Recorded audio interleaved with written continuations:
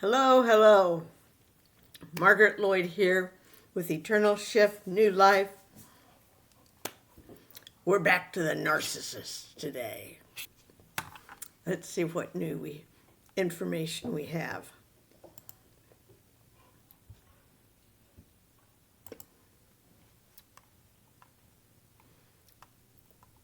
Okay, so this is from the Narcissistic Victim Syndrome support page. They have some good stuff on here. I've learned a lot about narcissists that I did not know.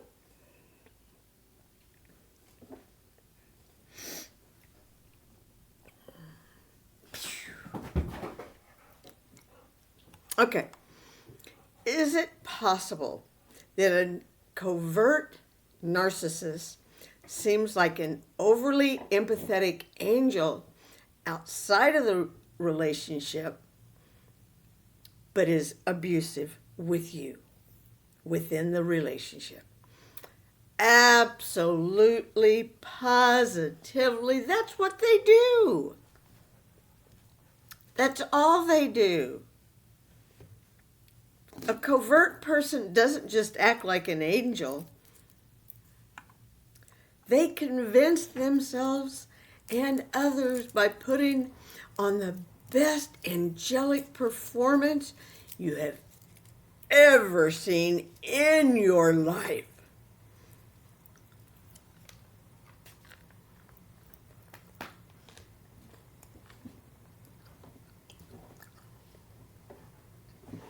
Leave it. Leave it. My ball. My dog loves playing with the ball.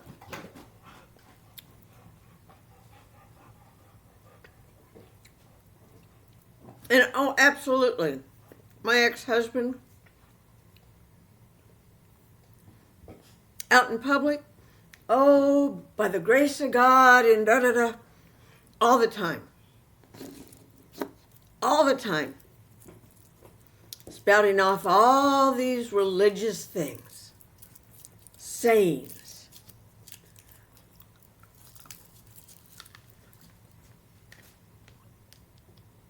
Not religious verses.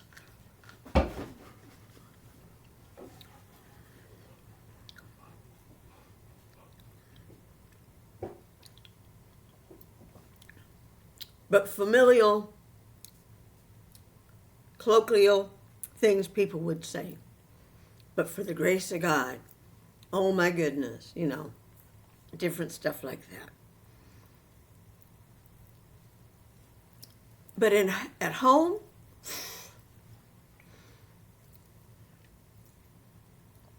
it was MF this, MF that. Screaming, hollering, hateful, mean. They are verbally expressive and curious, appearing to genuinely care about you. They possess a learned, misleading charm that draws you in. In a group, you can identify a covert individual.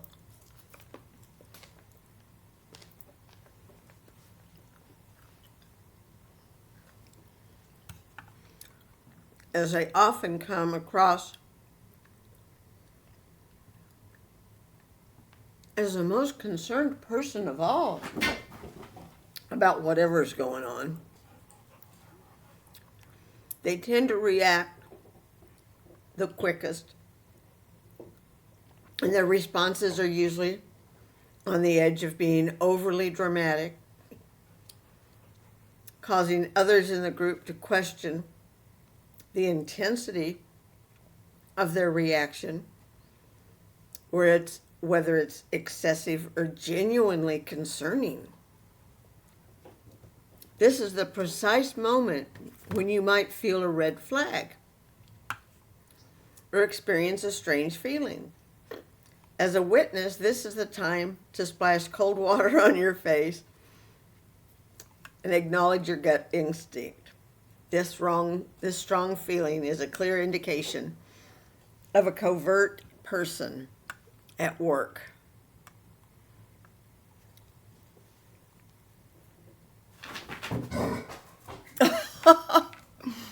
What you growling at me? You weren't growling at me.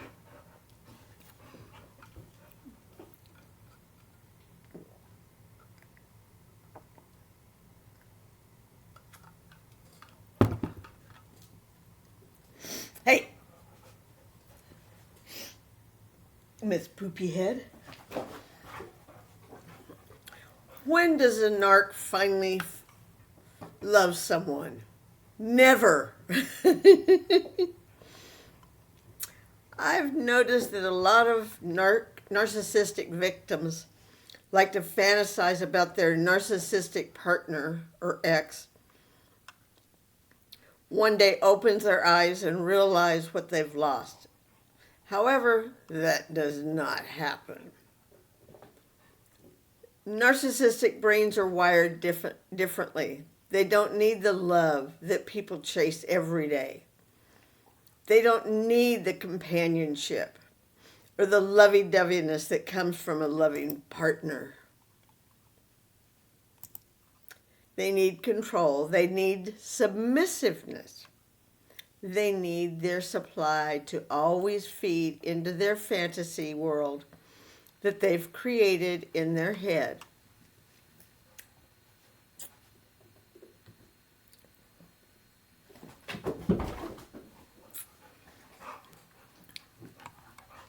Like my narcissist thought he was a pimp and a adult film producer. Yeah, that's what he thought. What he was not. Expecting a narcissist to ever choose love is like expecting a lion to choose a salad over fresh meat. Yeah, they're simply wired different.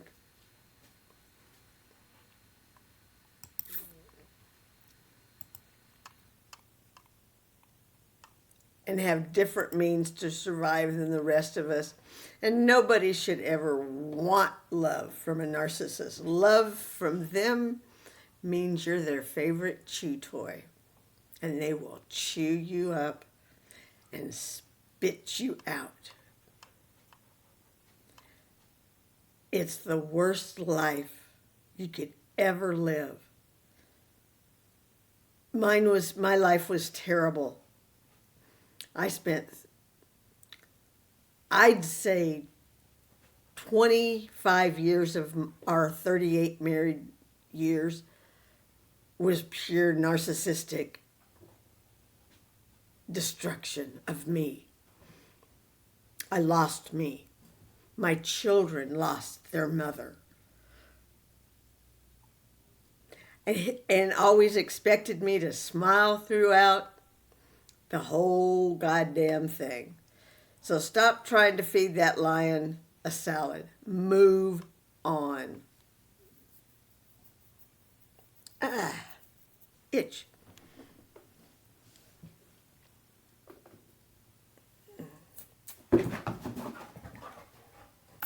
The Dark World of a Narcissist by Saving. Why does a narcissist do things for the new supply that they didn't for you? Do they care about the new supply more?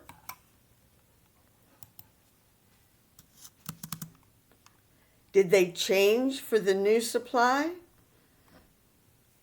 No, they don't care about the new supply more.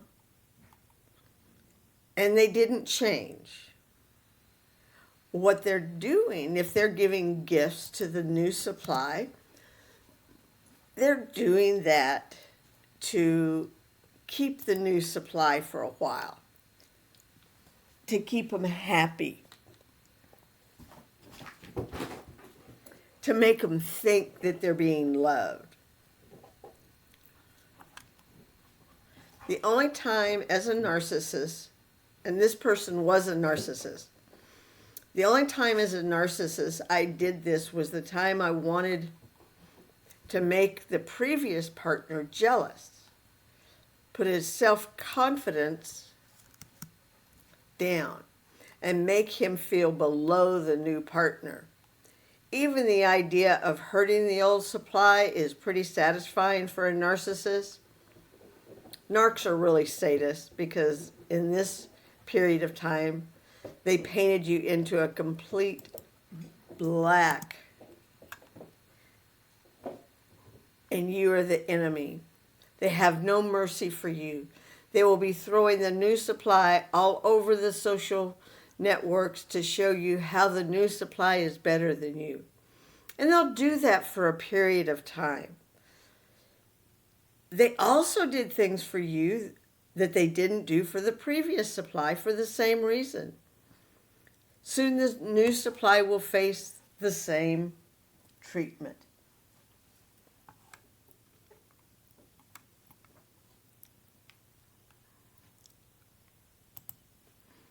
And be discarded as well. Unless they figure out what the narc's doing and they discard the narc.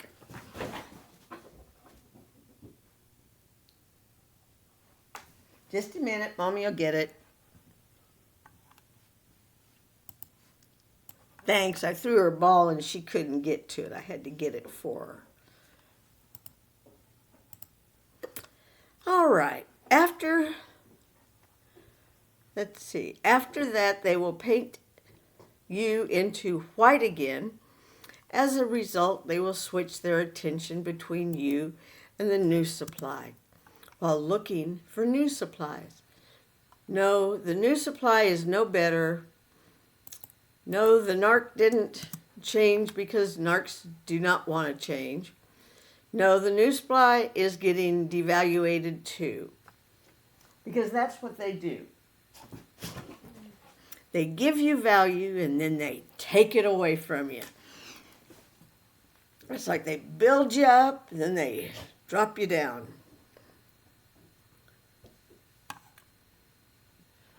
Are all covert narcissist victims like the vulnerable narcissists?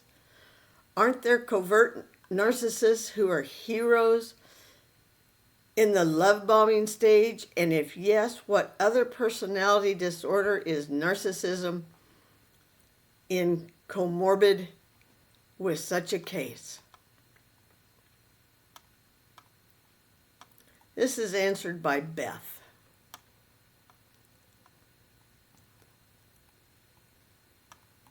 The answer is yes. All narcissists construct a victimhood scenario for themselves. Yeah, they all think they're the victim. Everybody's picking on me. Leave it.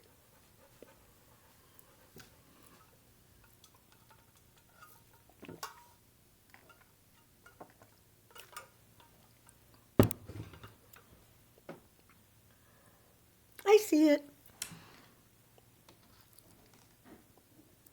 Oh, you silly girl.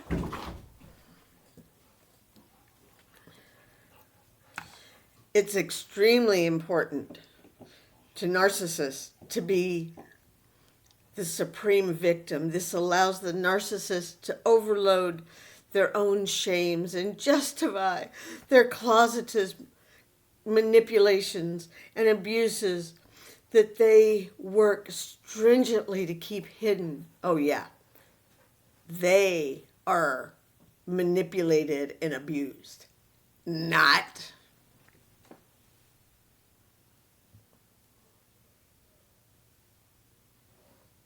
Okay, Snickers, what'd you do with it? Oh, you stinker. She's such a stinker.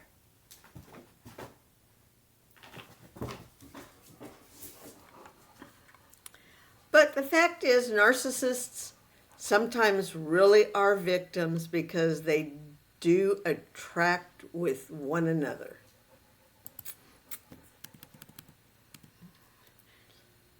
Like attracts like. after all. So, oh, that would be a weird experience to watch. Two narcissists. That'd be a hateful situation. You little stinker.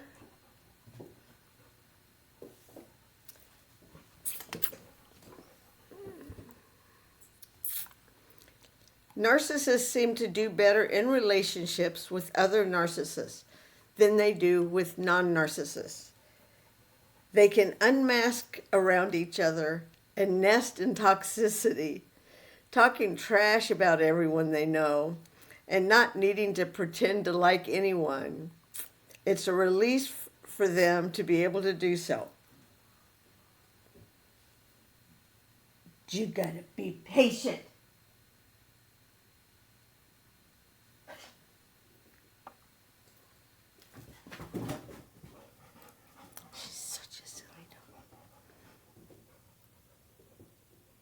It's a stressful situation to constantly be on guard and pretend to be someone they are not, the way most otherwise do.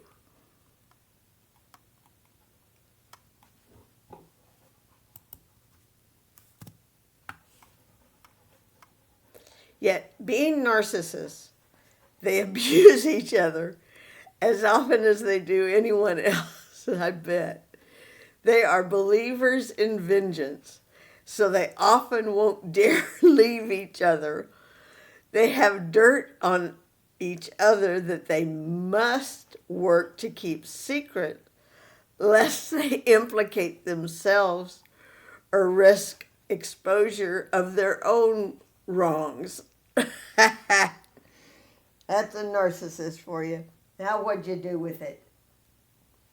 Oh, I see it.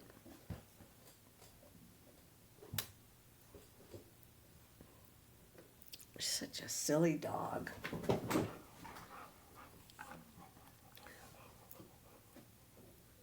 Which is precisely what is behind the desire for all vengeance. It's reassurance that person deserves what they got. They brought it upon themselves. Absolutely. So at least it's safe to say I'm not as bad as that person, which is projected and offloaded shame. Being a hero in love bombing stage for a covert narcissist is as good a description as I've ever heard.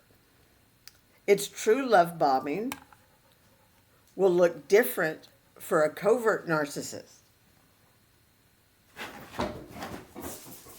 They generally lack the confidence of a more overt narcissist to pile on huge compliments or to make a cold approach and hit on anyone. But helping someone out, feeling needed by their target of interest, that plays well with the covert narcissist.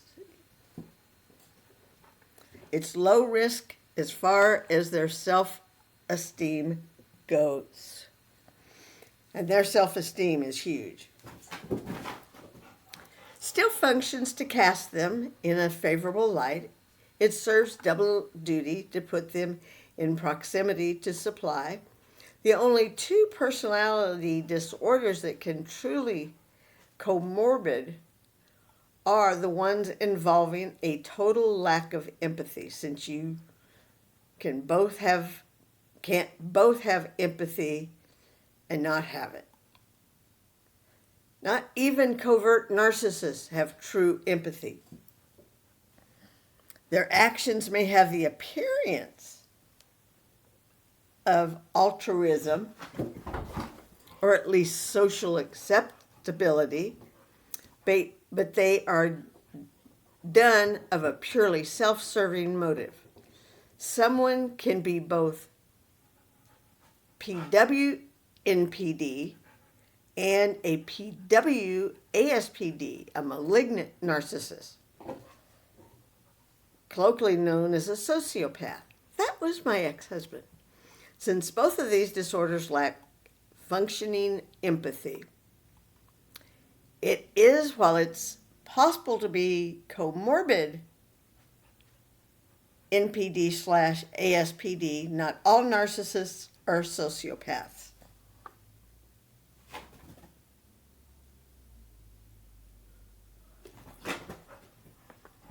The level of sadism is the determining factor, as in, is the person intentionally hurtful? All PW ASPD are narcissists, however.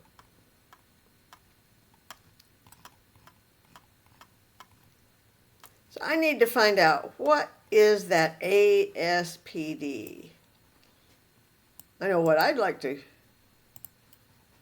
think it means, but let's see.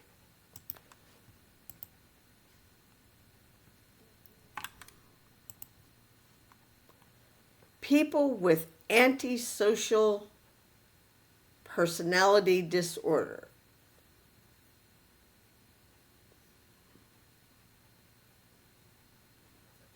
Okay.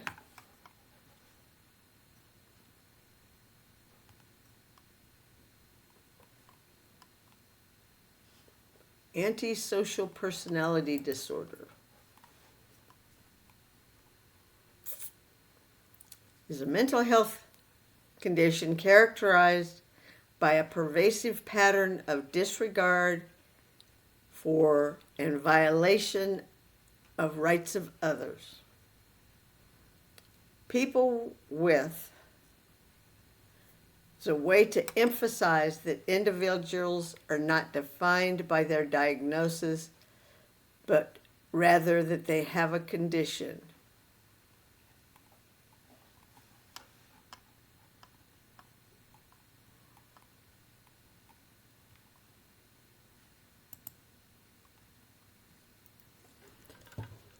So can people with ASPD form bonds? While individuals with ASPD may struggle to form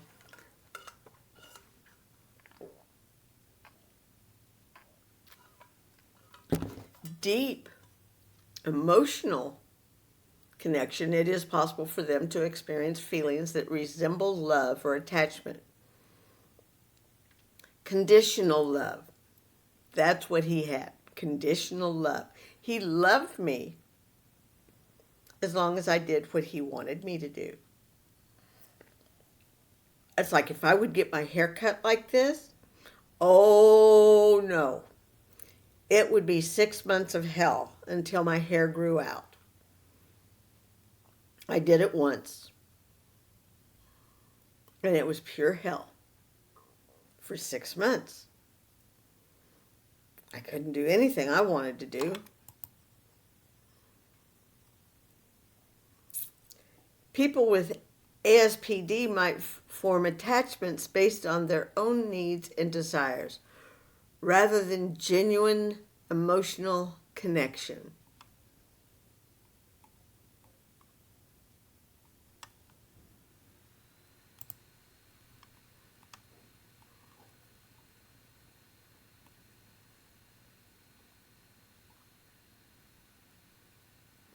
Have people with ASPD ever been in love with someone emotionally? No. Cora says no.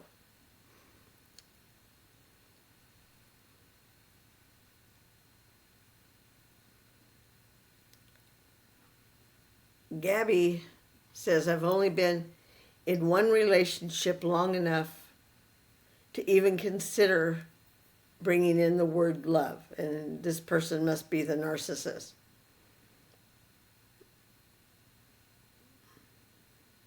A couple weeks ago, I mentioned how I respected and appreciated her.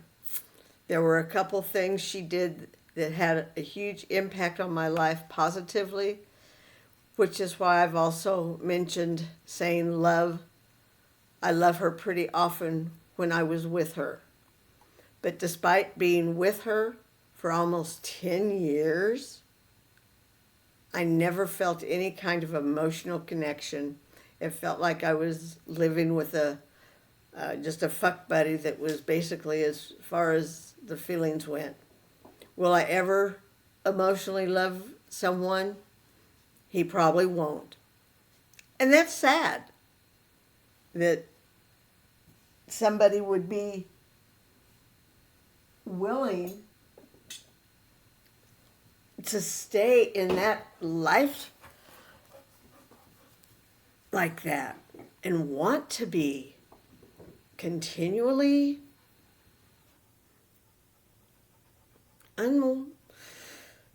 unloved, unloving, uncaring. Why? Don't we all want love? I know my puppy dog does.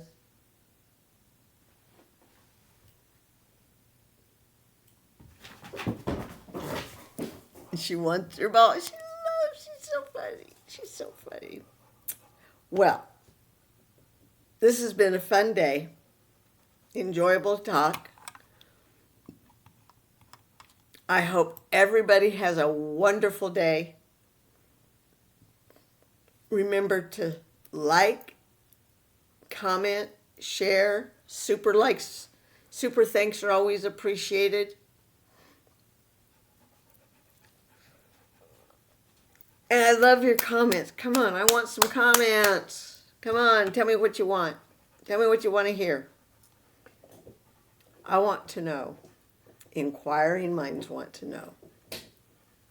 I want to make you happy. I want to help you. What do you need help with? Okay, let me know. Talk to you later. Bye.